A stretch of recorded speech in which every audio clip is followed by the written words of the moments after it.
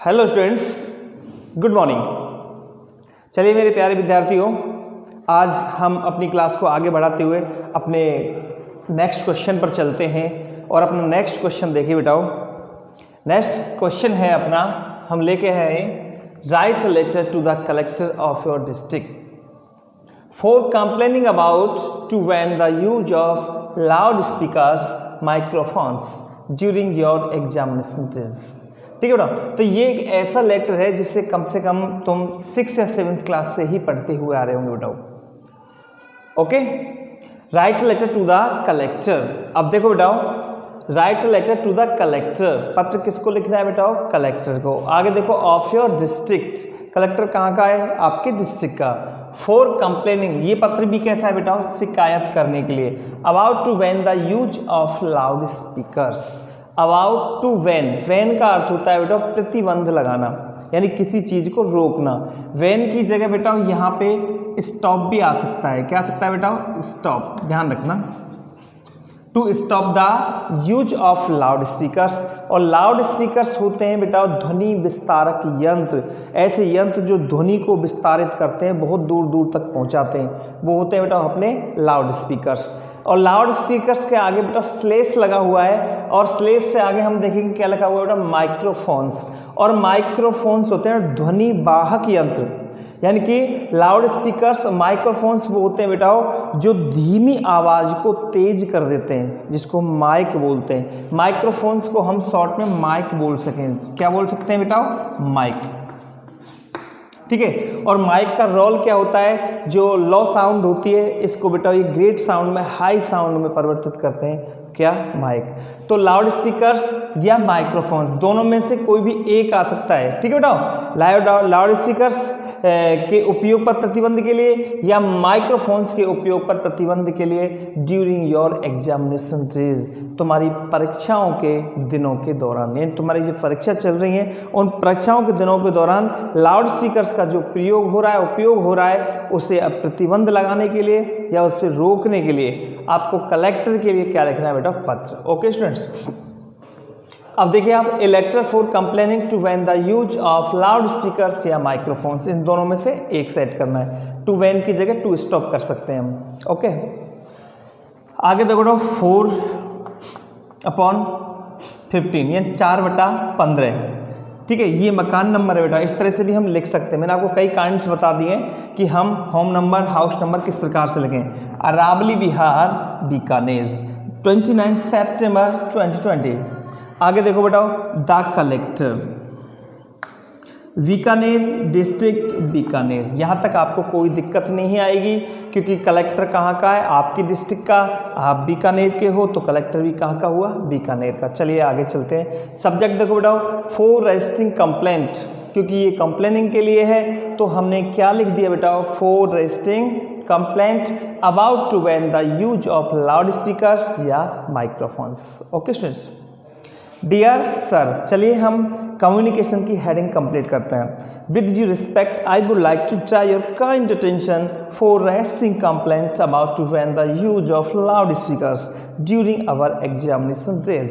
या योर की जगह क्या कर दिया बेटा? हमने आवर कर दिया, यानी with due respect I would like to draw your kind attention.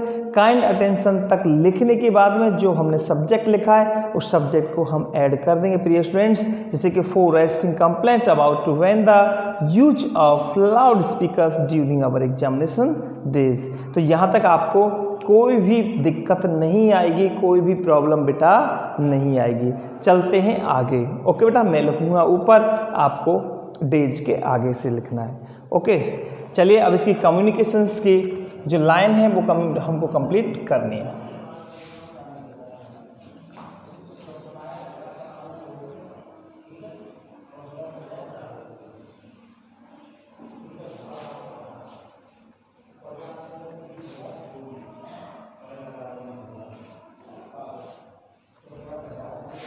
चलो बेटा अब स्टार्ट करते हैं। देखो बेटा, सबसे पहले हमको स्टार्ट करना है, there is a temple near our locality।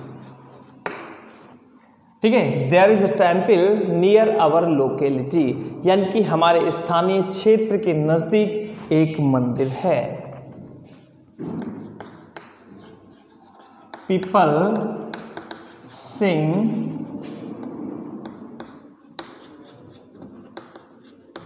Bhajans and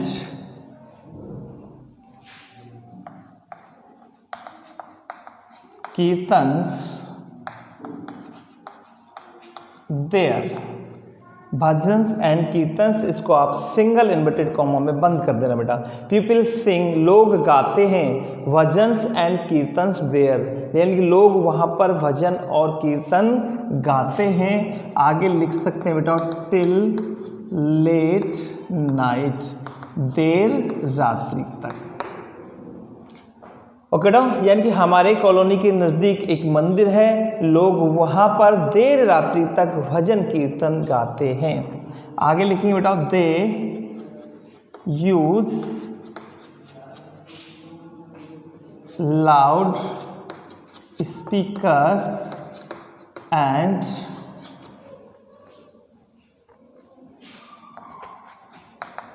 microphones, वे लाउड स्पीकर्स और माइक्रोफोन्स का उपयोग करते हैं। They play the loud speakers at high pitch. They play the loud speakers, they loud स्पीकरों को एट हाई पिच। पिच का मतलब होता है बेटा वॉल्यूम। क्या होता है बेटा? वॉल्यूम, VOLUM, और वॉल्यूम का मतलब होता है आवाज़। ठीक है, यानी कि वे लाउड स्पीकरों को तेज आवाज़ में, हाई वॉल्यूम या हाई पिच, तेज आवाज़ में बजाते हैं।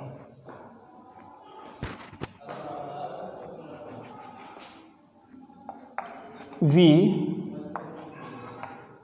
requested them many times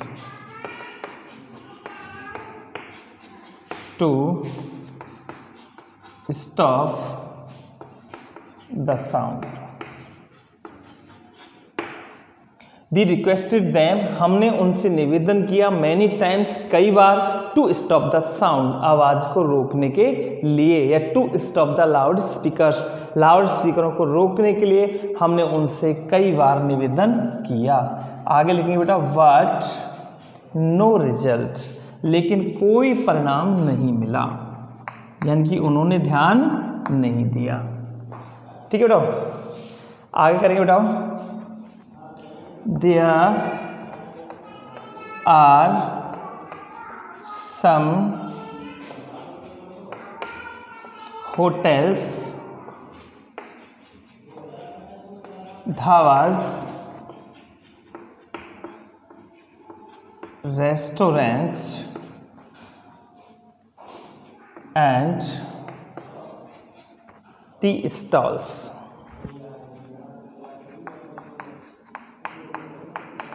in our locality। ठीक है ना, ये लाइन भी हम इसमें ऐड कर देंगे कि देयर आर सम होटल्स। ठीक है, होटल आप जानते हैं बेटाओ, जहाँ खाने पीने की, रहने की व्यवस्था होती है। ए प्लेस वेयर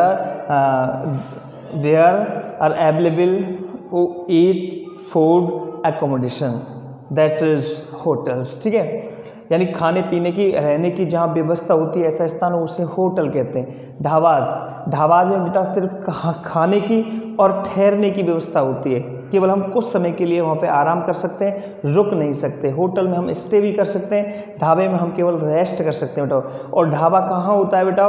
कोई भी, जैसे कि हाईवे होता है, कोई सड़क होती है, सड़क के किनारे जो छोटा सा कोई होटल होता है जहाँ हम रुक सकते हैं और भोजन ले सकते हैं, उसे हम क्या बोलते हैं? ढाबा बोलते हैं। रेस्टोरेंट एज ए होटल, ठीक है। एंड टी स्टॉल्स आप जानते हैं बेटा, चाय की दुकान, in our locality. They play loud speakers, televisions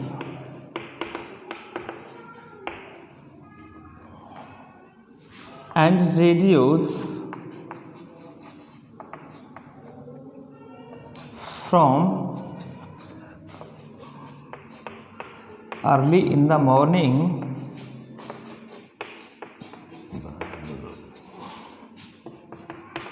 till late night.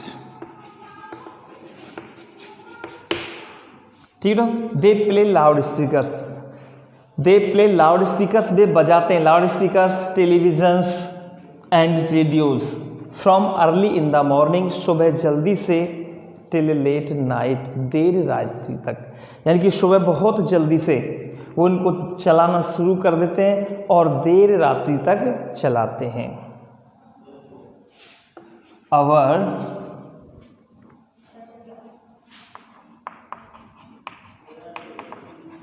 examinations are underway। Underway का मतलब होता है बेटाओ एक फ्रेज है जिसका मतलब होता है कैरी ऑन, जारी रहना। अवर एग्जामिनेशंस आर अंडरवे, यानी कि हमारी परीक्षाएं आर अंडरवे, चल रही हैं, गतिशील हैं, जारी हैं। ठीक है, वी cannot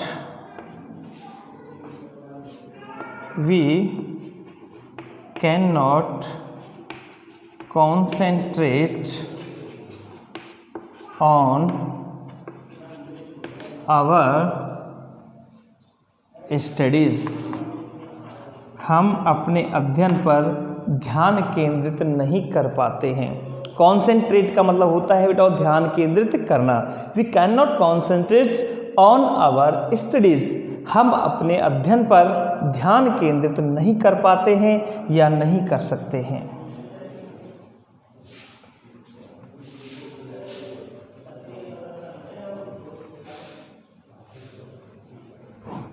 आगे चलो बेटाओ, ध्यान नहीं कर पाते। अब आगे लिखेंगे we can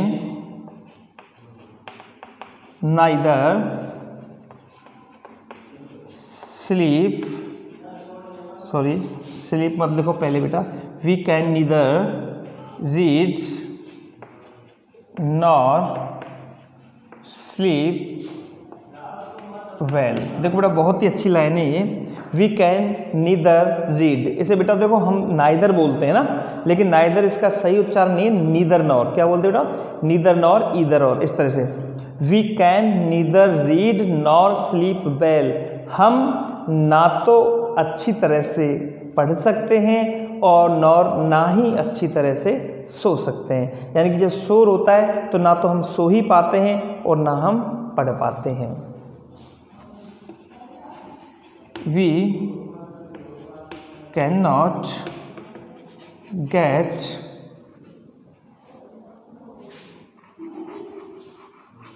good marks in examination,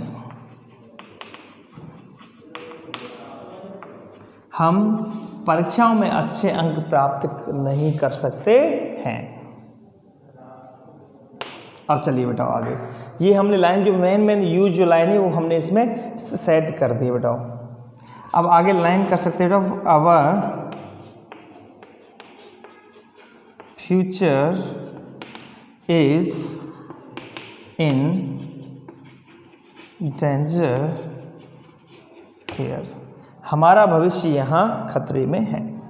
okay बेटा, बस इतनी लाइन लिखेंगे, ज़्यादा नहीं बढ़ाएंगे, इसे काफ़ी लंबा कर दिया हमने। देखो, there is a temple near our locality, हमारी कॉलोनी के नज़दीक एक मंदिर है। People sing bhajans and kirtans there till late night, लोग वहाँ देर रात्रि तक भजन कीर्तन गाते हैं। They use loud speakers and microphones, वे लाउड स्पीकर्स और माइक्रोफोन्स का उपयोग करते हैं। They play the loud speakers at high pitch, वे लाउड स्पीकरों को ऊंची आवाज़ में बजाते हैं। We requested them many times, हमने उनसे अनेक बार निवेदन किया टू स्टॉप द साउंड, आवाज़ को बंद करने के लिए, बट नो रिजल्ट, लेकिन कोई परिणाम नहीं मिला।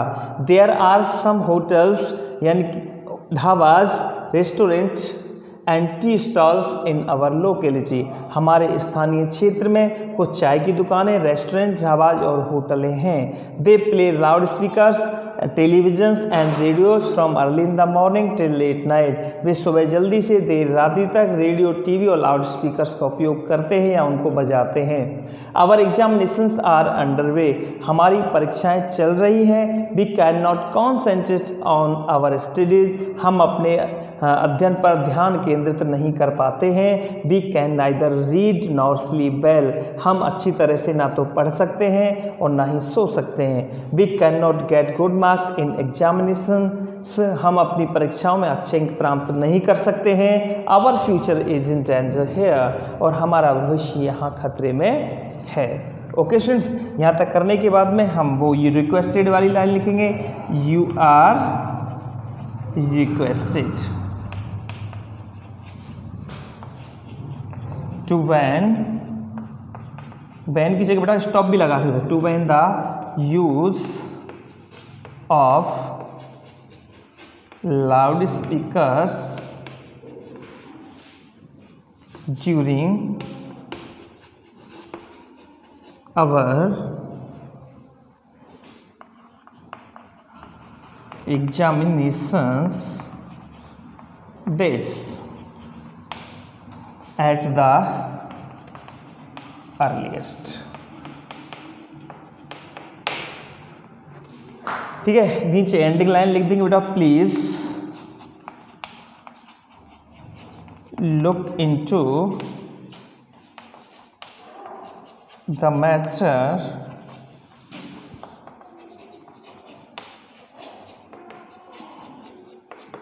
immediately and do the needful। We shall be highly obliged to you। Okay students, फटाफट से नोट डाउन कर लो, पॉज करके वीडियो को फटाफट से।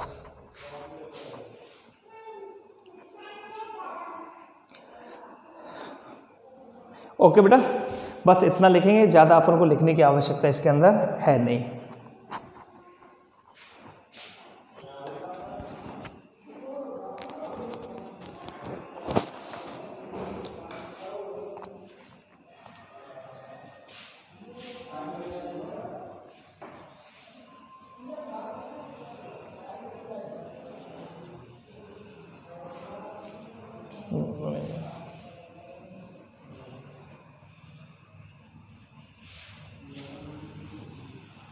चलिए आगे फिर हम क्या करेंगे बेटा, देखो यहाँ पे हम एक लाइन छोड़ेंगे और एक लाइन छोड़ करके आप सबको पता है हम क्या लिखेंगे बेटा, थैंकिंग यू। थैंकिंग यू लिखने के बाद फिर एक लाइन छोड़ेंगे और एक लाइन छोड़ करके हमें लिखना है बेटा, योर्स फेथफुली। और यहाँ पे हमने कोई भी नाम लिख दिया, जैसे हमने नाम लिख दिया बेटा योगेश, और यहाँ पे लिख दिया बेटा जैन। ओके स्टूडेंट्स, तो इस तरह से हमको बेटा ये सेट करना है लाउड स्पीकर्स को बंद कराने के लिए, लाउड स्पीकर के उपयोग को बैन करने के लिए। ओके बेटा, तो ये लेटर जो होता है बहुत ही मोस्ट होता है बेटा।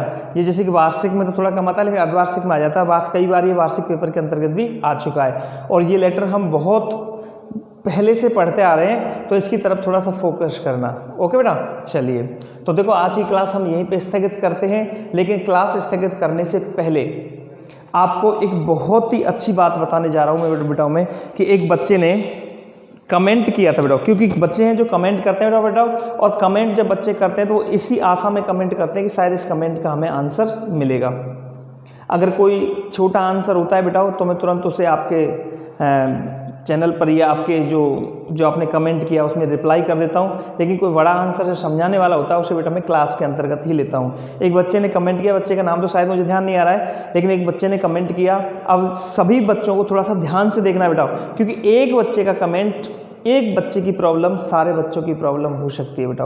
और एक ऐसा प्रश्न जो बहुत ही अच्छे काम का प्रश्न है, उस बच्चे ने प्रश्न किया, सर कैन नॉट, हम कैन नॉट के बीच में सर स्पेस क्यों नहीं देते हैं। बेटा बहुत ही अच्छा क्वेश्चन है, प्रश्न करने वाले बच्चे को मैं बहुत बहुत तहे दिल से धन्यवाद देता हूँ बेटा कि आप ऐसा क्वेश्चन ढूंढ करके लेके आए, क्योंकि ये प्रश्न एक ऐसा है जिसमें 99% टीचर फेल हो जाएंगे बेटा। बच्चों की तुम बात ही मत करो, 99% टीचर्स फेल हो जाएंगे इस क्वेश्चन का आंसर देने में। लेकिन चलो जितना मैं जानता हूँ आपको पूरी तरह संतुष्ट करके इस चीज़ का बेटा मैं आपके लिए जवाब देता हूँ कि हम कैन नॉट के बीच में स्पेस क्यों नहीं देते हैं। चलिए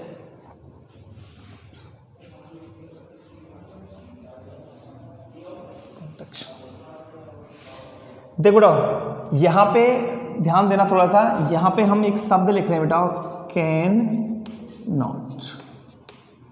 इसके ऑब्लिक में एक शब्द लिख रहे हैं बेटा हम, कैन नॉट। ओके, देखो ऐसा ही नहीं है कि कैन नॉट के बीच में स्पेस नहीं आता है, कैन नॉट के बीच में बेटा स्पेस आता भी है, वो भी कराऊंगा मैं इसके साथ क्लियर। अब सबसे पहली चीज कैन नॉट या can not, can not, can not, इसको बोलते हैं सीधा कैन नॉट, और ये बोलता है बेटा कैन नॉट। ओके, अब हमको थोड़ा सा ध्यान देना है, इन दोनों का जो कॉन्ट्रैक्शन बनता है, कॉन्ट्रैक्शन का मतलब होता है बेटा संक्षिप्त रूप, इन दोनों का जो कॉन्ट्रैक्शन बनता है बेटा ये आप जानते हैं वो क्या होता है बेटा, कांट होता है। क्या होता है? कांट। दोनों का ही सेम होता है, कैन नॉट कह सकते हैं या कैन नॉट कह सकते हैं, दोनों का कॉन्ट्रैक्शन क्या बनता है बेटा, कांट बनता है। क्या बनता है? कांट। अब देखो कांट अपन को यूज नहीं करना बेटा, कंपोजिशन के अंतर्गत अगर हम कहीं भी लिखें, जैसे यहाँ भी कहीं भी यूज किया है मैंने एक आध दो बार कैन नॉट, देखो ये रहा कैन नॉट, तो ये कहीं भी आपको ये मत सोचना सर कि कैन नॉट की जगह हम कांट लिख सकते हैं, बेटा नहीं लिख सकते, ध्यान रखना इस चीज़ को। ये तो एक छोटी सी चीज़ को मैं आपको समझाता हूँ बेटा, ये इनफॉर्मल में काम आता है। कैसे आता है? इनफॉर्मल। यदि हम कोई भी इनफॉर्मल लिख रहे हैं, इनफॉर्मल लेटर लिखेंगे तो कांट कर सकते हैं, लेकिन फॉर्मल लेटर के अंदर कभी भी आपको कांट नहीं करना है डियर स्टूडेंट, ध्यान रखना, क्योंकि कांट इनफॉर्मल है और कैन नॉट फॉर्मल है। कांट को हम यूज करते हैं बेटा स्पोकन में। कैसे यूज करते हैं बेटा? स्पोकन के अंतर्गत यदि हम स्पोकन कुछ बोल रहे हैं तो हम कांट का यूज आराम से कर सकते हैं, लेकिन फॉर्मल भाषा में यदि हम कुछ लिख रहे हैं, कोई प्रश्न का आंसर दे रहे हैं या कोई लेटर वगैरह कुछ भी लिख रहे हैं, तो आपको कभी भी बेटा कांट यूज नहीं करना है। दैट्स राइट, ये चीज़ आपको गांठ बांध लेनी है। ओके बेटा, अब आते हैं हम दूसरी चीज़ की तरफ। अब चलते हैं बेटा हम कैन नॉट और कैन नॉट की तरफ। तो देखिए बेटा, जितनी भी हम वर्ब लिखें, जैसे हम यहाँ पे लिखे बेटा विल नॉट, शैल नॉट, ठीक है। अब ये जितनी भी वर्ब हमारी आती है बेटा, इन सब में क्या आता है बेटा, ये स्पेस देते हैं, लेकिन हम कैन नॉट के अंतर्गत हम कभी भी स्पेस नहीं देते। अब इसको मैं आपको पहले तरीके से समझा देता हूँ, अगर आपको समझ में आता है तो। देखो पहला तरीका, अगर यहाँ पर हम एक वाक्य लिखे बेटा, जिससे कि हमने लिखा I will not go to school. क्या लिखा बेटा हमने? I will not go to school, मैं विद्यालय नहीं जाऊंगा। I will not go to school, मैं विद्यालय नहीं जाऊंगा। तो यहां पर इसका अर्थ क्या हुआ बेटा? Not go. क्या अर्थ हुआ बेटा? Not go. और नॉट गो का मतलब नहीं जाऊंगा, इसका मतलब मैं क्या करूंगा बेटा? Stay at home. ठीक है बेटा। अब देखो नॉट गो, अब यहाँ पे नॉट गो का अर्थ हुआ स्टे एट होम, यानी थोड़ा सा डीपली आपने निकाला इसका, यानी I will not go to school, मैं विद्यालय नहीं जाऊंगा। तो ये नॉट गो का मतलब हुआ बेटा स्टे एट होम, यानी कि ये क्या करेगा बेटा कि घर पर रुकेगा। ठीक है। अगर हम इसी चीज को इस तरह से ले लें बेटा, अगर हम इसी बात को ऐसे लिखें, आई can not go to school. मैं विद्यालय नहीं जा सकता हूँ। इसका अर्थ क्या होगा कि मैं I cannot go to school, मैं विद्यालय नहीं जा सकता हूँ। अगर अब हम यहाँ पर करेंगे बेटा not go, ठीक है। अब इसका मतलब हम करेंगे not go, तो यहाँ पर stay at home आएगा क्या कहेंगे, विद्यालय नहीं जा सकता हूँ स्टे एट होम, तो क्या वो घर पर रोकेगा बेटा? नहीं, ये तो नहीं कह रहा विद्यालय नहीं जा सकता, कहीं और तो जा सकता। अब ये ध्यान रखना बेटा, इसमें बस हल्की सी चीज आती है क्या कि बेटा जो कैन नॉट में जो नॉट है, कैन नॉट के अंतर्गत यानी कैन नॉट में जो नॉट है, ठीक है, ये बेटा नेगेट्स करता है। नेगेट्स का मतलब नकारात्मक बनाता है किसको बेटा? कैन को, यानी कि हेल्पिंग, ठीक है। और विल नॉट के अंतर्गत जहां स्पेस दे रखा है, ये जो नॉट है बेटा, अब इस नॉट का मतलब क्या हुआ बेटा? ये नेगेट्स कर रहा है किसको? मेन वर्ब का मतलब ये नॉट जो है गो के लिए नहीं आया, किसके लिए आया? कैन को। ये चीज तो आपको ध्यान रखनी है, अभी और समझाऊंगा मैं आपको आगे। आपको ये चीज केवल आपको ध्यान रखनी है कि कैन नॉट जो होता है, कैन नॉट में नॉट कैन के लिए आता है। किसके लिए आता है? कैन के लिए। और अन्य जो हेल्पिंग वर्ब बेटा, उनमें जो नेट नॉट आता है, नॉट हमारा एक एडवर्ब बेटा, वो नॉट किसके लिए आता है? एनडी के लिए आता है। तो यहाँ पर ये नेगेट्स कर रहा है किसको बेटा? कैन को। और यहाँ ये नेगेट्स कर रहा है किसको? जाने को। यानी ये नेगेट्स जाने को नेगेट्स नहीं कर रहा है, ये नेगेट्स कर रहा है किसको? अपनी कैपेसिटी को। किसको नेगेट्स कर रहा है बेटा? कैपेसिटी को। और इसको जब हम नॉट गो का मतलब यह होता है इससे एट होम नहीं होता, यहाँ नॉट गो का मतलब होता है बेटा अनएबल टू। क्या होता है बेटा? अनएबल टू, जाने में असमर्थ। यहाँ जाने में क्या है बेटा? असमर्थ। यहाँ जाने में असमर्थ नहीं है, अनएबल टू गो, और यहाँ पर ये अनएबल टू गो नहीं है। और जहां अनएबल का प्रयोग करते हैं बेटा, अनएबल आप जानते हैं अनएबल का अर्थ होता है बेटा कैन नॉट। अनएबल का अर्थ क्या होता है बेटा?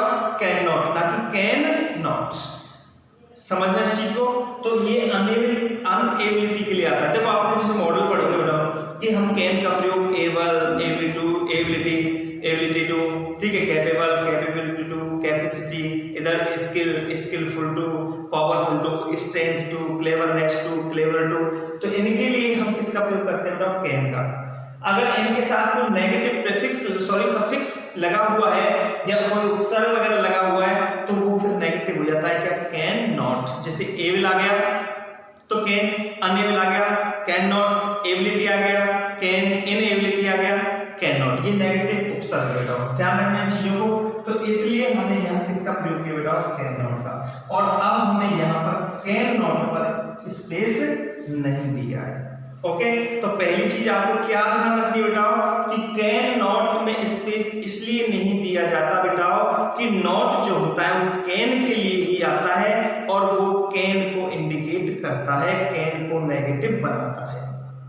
और अन्य जो हेल्पिंग वर्ब से बेटा जैसे कि शैल नॉट है, विल नॉट है, कुड नॉट है, उनमें ये जो नॉट होता है ये नेगेट्स करता है बेटा किसको? मेन वर्ब को। इसलिए ये उनके पास आता है, इसलिए कैन में हम क्या देते हैं बेटा? स्पेस देते हैं, पहली चीज। ठीक है, चलिए अब आगे से समझाता हूं। इसको आप एक बार थोड़ा सा नोट डाउन करो, आगे फिर मैं आपको दूसरे स्टेप पे लेके चलता हूं। पहली चीज हुई, अब दूसरी चीज पे लेके चलता हूं मैं आपको।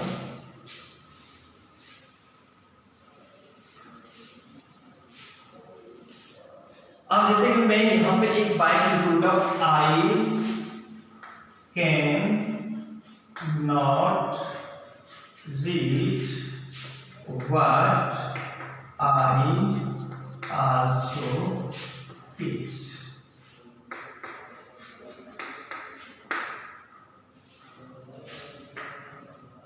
ठीक है, नॉट के बाद सॉरी ओनली हो जाएगा। आई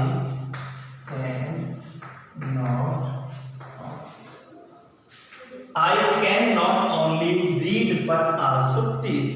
मैं पढ़ ही नहीं सकता बल्कि पढ़ा भी सकता। तो यहां कैन नॉट के बीच में देखो क्या बेटा, स्पेस। ठीक है, अब यह नॉट किसके लिए आएगा, नॉट ओनली। ये नॉट किसके लिए आएगा, ओनली के लिए, एक कंजक्शन के लिए। किसके लिए, कंजक्शन। ठीक है, अब ये किसको नेगेट्स कर रहा है बेटा, ओनली को। तो इसको हमने किसके पास रखा, ओनली को। कैन में यहाँ के क्या देते बेटा, स्पेस। इस कंडीशन में यदि हम कैन के बाद नॉट ओनली बट आल्सो को प्रयोग करते हैं बेटा, तो वहां पर हम कैन और नॉट के बीच में क्या देते हैं, स्पेस। केवल आपको not only but also use करना है। दूसरी चीज आपको बताओ, एम्फेसिस करने के लिए। एम्फेसिस का मतलब है किसी बात पर जोर देना, किसी बात पर जोर देना। जैसे कि मैं कहूं कि मैं खेल नहीं सकता हूं, मैं खेल नहीं सकता हूं, और एक मैं नहीं खेल सकता हूं, मैं खेल नहीं सकता हूं। अगर किसी बात पर हम जोर दे रहे हैं, सिंपली एक आई can not play, I can not play cricket, मैं क्रिकेट नहीं खेल सकता हूं। ठीक है, एक अगर इस बात को हम इस तरह से लिख लेता हूं, आई कैन नॉट प्ले क्रिकेट, मैं क्रिकेट नहीं खेल सकता हूं। इसमें हम जोर देने के लिए किसी बात पर हम जोर दे रहे हैं कि मैं स्कूल नहीं जा सकता हूं, मैं पैदल नहीं चल सकता हूं, मैं इस काम को नहीं कर सकता हूं। तो वहां पर एम्फेसिस करने के लिए हमको क्या देना पड़ता है बेटा, स्पेस। जनरली हमको क्या याद रखना बेटा, जनरली हमको याद रखना बेटा, कैन और नॉट के बीच में हमको स्पेस नहीं। ठीक है, जनरली हमको कैन और नॉट के बीच में बेटा स्पेस नहीं देना है। ये इट्स रियल, इट्स राइट। ठीक, अब आगे थोड़ा सा और समझो। अब हम लेके चलेंगे आपको हिंदी की तरफ।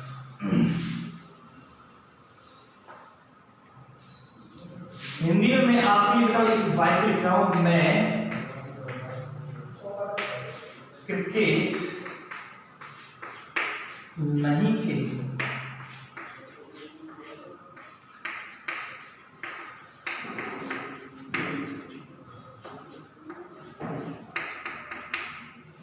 एक वाक्य में आपको लिखता हूं बेटा, मैं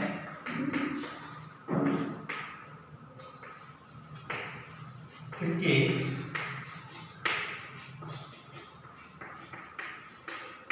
खेल नहीं सकता।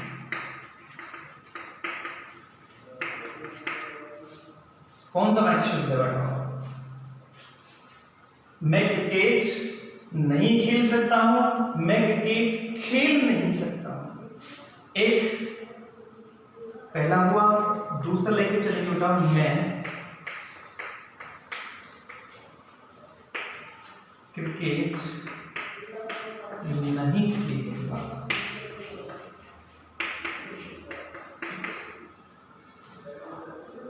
एक लिखूंगा, मैं क्रिकेट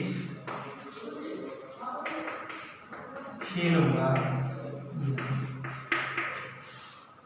ठीक है, इसमें देखो कौन सा वाक्य शुद्ध है।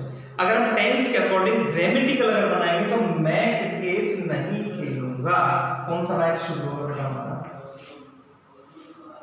ये। अगर हम इस सेंटेंस को बनाएंगे ऊपर वाले को, तो इसका ये बनेगा तो आई विल नॉट प्ले क्रिकेट। ठीक है, अब हम ये लेके चलते बेटा, मैं क्रिकेट नहीं खेल सकता हूं। तो ये नेगेटिव किसको कर रहा है बेटा, खेल को, नहीं खेल सकता हूं। ठीक है, जबकि अगर कहीं भी बेटा कैपेसिटी की बात आती है, कैपेसिटी की यदि कहीं बात आती है, तो वो नेगेट्स बेटा वर्ब को करता है, किसको, सकना। किसको करता है, सकना। इसलिए यहां लेके चले बेटा, तो ये वाक्य हमारा सही है, मैं क्रिकेट खेल नहीं सकता। जब मैं क्रिकेट खेल नहीं सकता हूं, तो ये देखो नहीं किसके बाद आ रहा है, किसके साथ आ रहा है, किसको नेगेट कर रहा है, कैन को। किसको नेगेट कर रहा है, कैन को। और इस वाक्य में ये कैन को नेगेट कर रहा है क्या, इसमें ये किसको नेगेट कर रहा है, इसको। इसमें नहीं किसको नेगेट कर रहा है, नहीं खेलूंगा, इसमें नेगेट कर रहा है इसको। ठीक है। तो ये जब इसको नेगेटिव करता है तो मैं इसके टच में ही रहता है, इसलिए हम इसमें स्पेस नहीं देते हैं और इस वाई को हम बनाते हैं तो आई कैन नॉट प्ले। यहां पे बेटा इसलिए स्पेस नहीं दिया जाता है। अगर हम एम्फेसिस करके इसको बोलते हैं हम मैं क्रिकेट खेल नहीं सकता हूं, कितनी बार मैंने आपसे कह दिया कि मैं नहीं खेल सकता हूं, नहीं खेल सकता हूं, तो हम इसको क्या देंगे बेटा space. I can not play cricket, इसी से पता पड़ जाता है I can not play cricket और I can not play cricket, तो ये जनरली बोलते हैं और जनरली हम नेगेट करते हैं कैन नॉट को। तो मेरे हिसाब से आपको समझ में आ रहा है बेटा, जब हम सकता है सकती है का कोई वाक्य बनाते हैं और जब हम उसका नेगेटिव बनाते हैं बेटा तो नहीं हमारा इससे पहले आता है, वर्ब से पहले नहीं आता है, इसलिए क्योंकि ये इसको ही नेगेट्स करता है। ओके स्टूडेंट्स, तो मेरे हिसाब से आपके ये समझ में आ गया होगा। एम्फसाइज करने के लिए देते हैं, जैसे कि हम आपने ध्यान रखा होगा कि हम प्रेजेंट इंडेफिनिट के बेटा साधारण वाक्य में, प्रेजेंट इंडेफिनिट के साधारण वाक्य में कभी भी हम डू डज हेल्पिंग वर्ब का प्रयोग नहीं करते, ठीक है ना। यानी कि प्रेजेंट इंडेफिनिट का जो साधारण वाक्य है उसमें कभी भी हम डू डज हेल्पिंग वर्ब का प्रयोग नहीं करते। लेकिन यदि हम किसी वाक्य पर जोर देते हैं, जैसे कि मैं स्कूल जाता हूँ, ठीक है, तो आई गो टू स्कूल, यदि हम बोलते हैं कि मैं स्कूल जाता तो हूँ, जोर दे जाता तो हूँ, जाता हूँ, जोर देकर के यदि हम बोल रहे हैं तो उसमें सहायक क्रिया का प्रयोग कर सकते हैं कि I to go to school daily. Okay student, तो इसी तरह से यहाँ पर भी बताओ, अगर कैन नॉट के बीच में हम स्पेस दे रहे हैं तो सोच लेना कि वहां पर किसी बात पर एम्फेसिस किया गया है, जोर दिया गया, बल दिया गया है। वैसे कैन नॉट के बीच में कोई स्पेस नहीं आता। आपका आंसर ये रहता है बिकॉज, क्योंकि इट्स नेगेट्स द कैन, क्योंकि ये कैन को नेगेटिव बनाता है, नॉट अ मैन वर्ब, ना कि किसी मुख्य क्रिया को। ओके स्टूडेंट्स, तो ऐसे ही क्वेश्चन मेरे हिसाब से आपके समझ में आ गया होगा। ऐसे ही क्वेश्चन आप लोग देते रहो बेटा। अगर कोई भी मैंने आपको पहले बोल दिया है घर की बाहर की कैसी भी ग्रामेटिकल कैसी भी प्रॉब्लम आपकी इंग्लिश के अंतर्गत हो बेटा, मैं आपके साथ हूँ, हमेशा आपके साथ, ठीक है। Don't fear, I am here. Okay students, तो आप अपने घर रहो, पढ़ते रहो, ठीक है ना, खुश रहो, और मैं आपका तहे दिल से धन्यवाद देता हूँ बेटा। जय हिंद।